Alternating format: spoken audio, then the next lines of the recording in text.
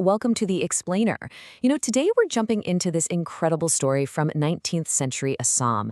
It's all about how a kingdom's internal collapse basically opened the door for an empire to build a massive fortune. It's a wild tale of ambition, betrayal, and, believe it or not, tea. I mean, how did a simple cup of tea end up redrawing the map of Asia? It sounds kind of crazy, right? But the answer? Well, it connects this drink that you might have every day to a huge history of warring empires, colonial conquest, and some really bloody rebellions. So let's get into it. How did this all happen? All right, let's dive in. So our story doesn't kick off with some big foreign attack. Nope. It starts with a kingdom that was pretty much crumbling from the inside out. The once unstoppable Ahom dynasty, yeah, they were in some serious trouble. Just think about it. For 600 years, 6 centuries, the Ahoms had ruled Assam. But by the 1800s, all that power was just fading away. The monarchy was weak, and the nobles, well, they were way more interested in fighting each other for scraps of power than actually governing. This created a huge power vacuum, just waiting for someone to step in.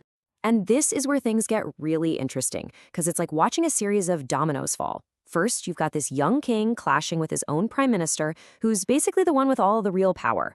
This whole mess empowers a pretty corrupt viceroy, a guy named Bhadan Chandra.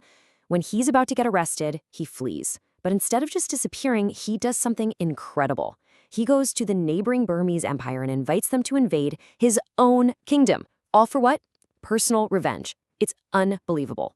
Okay, so this internal squabble, this royal drama, it didn't just happen in a bubble. Assam was sitting right on the border of two massive expanding empires. And Bhadan Chandra's little invitation, that was the spark that was about to light a huge fire. So on one side, you've got the Burmese Konbong dynasty. They're super aggressive, hungry for conquest, and they're pushing their borders west. And on the other side, the British East India Company. They're laser-focused on protecting their cash cow territories in Bengal and all their trade routes. So when the Burmese army marches right into Assam, they're literally knocking on the door of British India. You just know a collision is coming. It was absolutely inevitable. And there it is. The war begins. The British saw the Burmese occupation of Assam as a direct threat to their entire operation. So in 1824, war was declared. What started out as a local power struggle in Assam had just exploded into a full-on war between two empires. All right, so the war is over. The British win. But what happened next is the really crucial part. Their victory completely reshaped Assam forever. It brought in a whole new set of rulers and a totally new economic reality for the Assamese people. So in 1826, they signed the Treaty of Yandaboo. The Burmese are defeated, and they're forced to give up any claim to Assam. And just like that, 600 years of a home rule were officially over. The British East India Company was now in charge of the whole region. And this image really shows you what the new power dynamic was all about. See, the British didn't conquer Assam for glory or anything like that. They did it for profit, pure and simple. They brought in these new land revenue systems that were designed to squeeze as much wealth out of the land as possible. For instance, they used local landlords to collect these really heavy taxes from the peasants, basically turning the land and its people into a revenue stream for the company. And then they struck gold, or, well, green gold, I guess. A British officer named Robert Bruce gets a tip from a local nobleman, Maniram Dewan, about these native tea plants just growing wild in the hills. Now, for the British, who were spending a fortune importing tea from China, this was a total game changer. They realized they could grow their own tea in their own colony. And right there, the Assam tea industry was born, and the region's fate was sealed. But the people of Assam didn't just roll over and accept this new reality.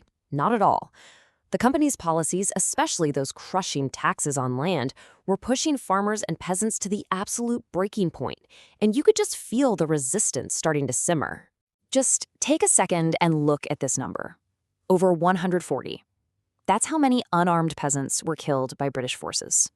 In a single day, in 1894. They had gathered at a place called Patharuhat to peacefully protest a massive tax hike, and they were met with bullets. This event is sometimes called Assam's Jallianwala Bagh, and it's just this brutal, stark reminder of the real human cost of these colonial policies. And Patharuhat wasn't just some isolated incident. It was part of this much larger pattern of resistance. If you look back, Decades earlier, in 1861, you have the Fulaguri Dwa, which was sparked by new taxes on everyday things, like betel nuts. Then you get to Patharuhat, a direct response to a huge land revenue increase. The pattern is crystal clear, right? Economic pressure from the colonizers was leading directly to these popular uprisings, which were often brutally crushed. This quote from a historian really nails it. This wasn't just random violence. People were being systematically made poor. They were losing their land, their way of life. These uprisings were really acts of desperation by people who felt like they had no other choice but to fight for their own survival. And maybe no story captures this shift in feeling better than that of Manoram Dewan. Remember him? The guy who first told the British about tea? Yeah, that guy. He actually collaborated with them at first, but over time he saw how exploitative their policies were. So, during the Great Rebellion of 1857, he actually organized his own revolt in Assam to try and bring back the Ahom monarchy. The British caught him, and he was executed. The man who helped start the tea empire became a martyr fighting against it. Just incredible. So, as you can see, the British legacy in Assam is, well, it's not a simple story of good guys and bad guys.